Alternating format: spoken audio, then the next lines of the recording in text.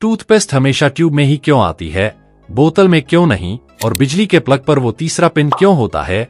Cold drink की बोतल के नीचे वो उभरे हुए पैर जैसे निशान आखिर क्यों बनाए जाते हैं, जबकि पानी की बोतल का तल सीधा होता है।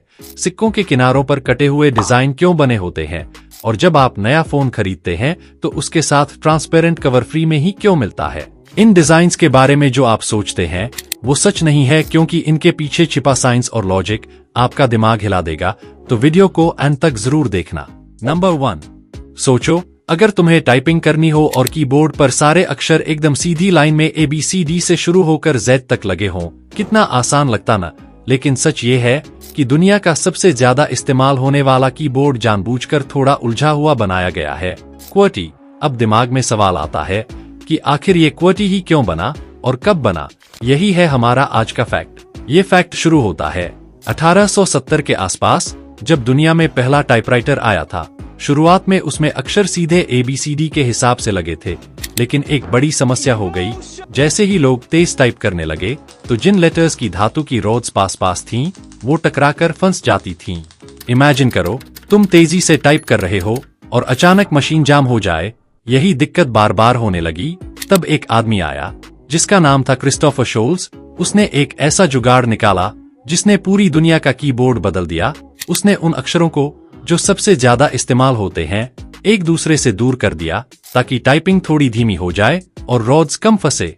यही से जन्म हुआ QWERTY लेआउट का। ऊपर बाएं कोने के 6 अक्षर QWERTY ने इसका नाम भी तय कर दिया। लेकिन असली खेल अब शुरू हुआ।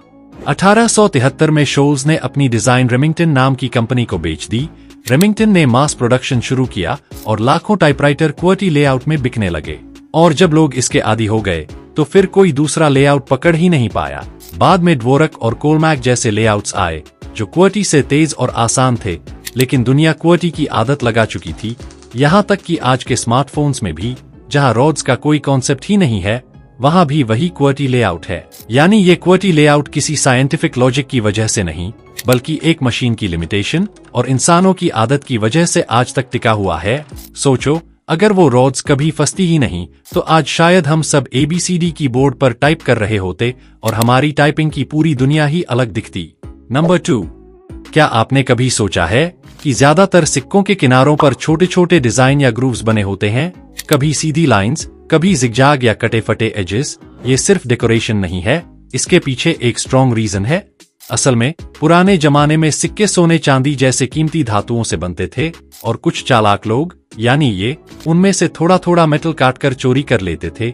इससे सिक्के का वजन कम हो जाता और असली वैल्यू घट जाती, लेकिन ये चोरी पकड़ना मुश्किल था। इसी समस्या का आसान समाधान निकला। सिक्कों के किनारों पर डिजाइन या ग्रूव्स बनाए गए। अब अगर किसी ने सिक्के का किनारा काटा तो वो तुरंत दिख जाता और सिक्का कटा हुआ या नकली साबित हो जाता। आज के सिक्के ज्यादातर बेस मेटल्स से बनते हैं, इसलिए चोरी से बचाव की जरूरत नहीं होती। लेकिन फिर भी इन एजेस और डिजाइन्स को रखा जाता है ताकि अलग अलग सिक्कों को टच और फील से आसानी से पहचाना जा सके।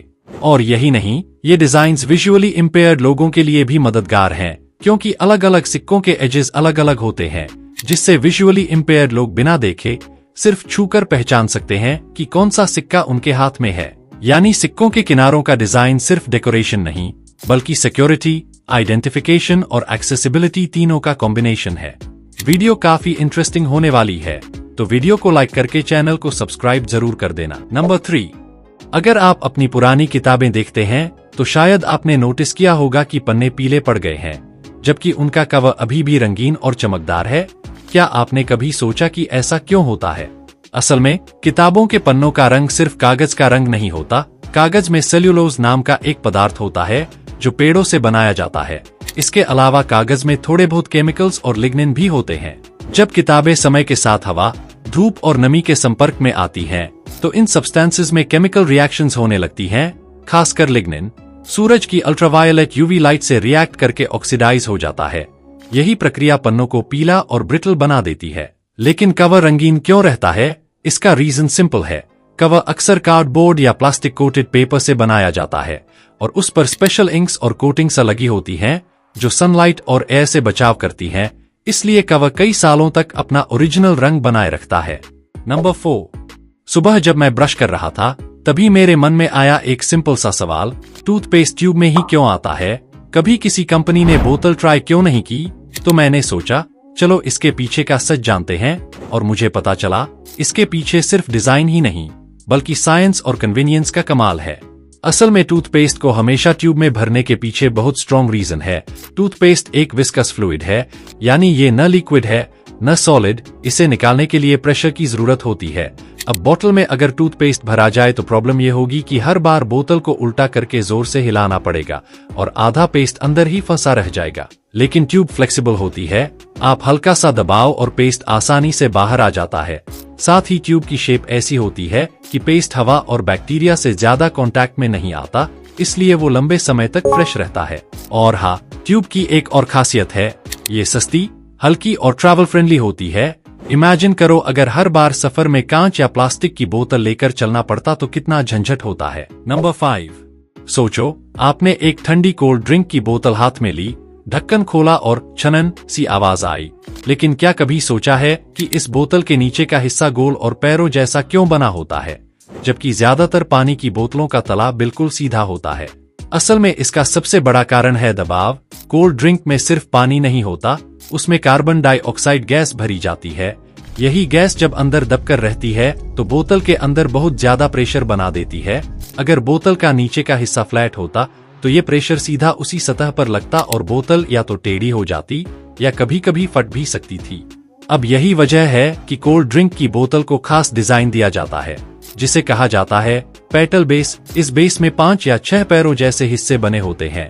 ये डिजाइन दबाव को बराबर बांट देता है, जिससे बोतल ज्यादा मजबूत हो जाती है और आसानी से शेप नहीं बिगाड़ती।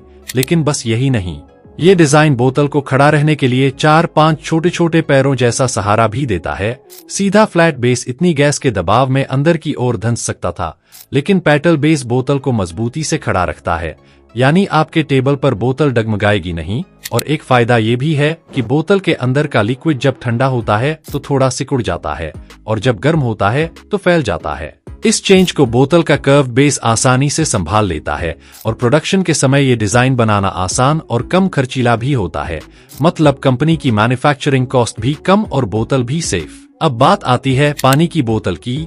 उसमें न तो कार्बन डाइऑक्साइड होती है, ना ही ज्यादा दबाव बनता है, इसलिए ज्यादातर पानी की बोतलों का बेस सीधा फ्लैट बनाया जाता है। लेकिन क्या आपने देखा है कि कुछ पानी की बोतलें भी कोल्ड ड्रिंक जैसी पेटल बेस डिजाइन वाली होती हैं?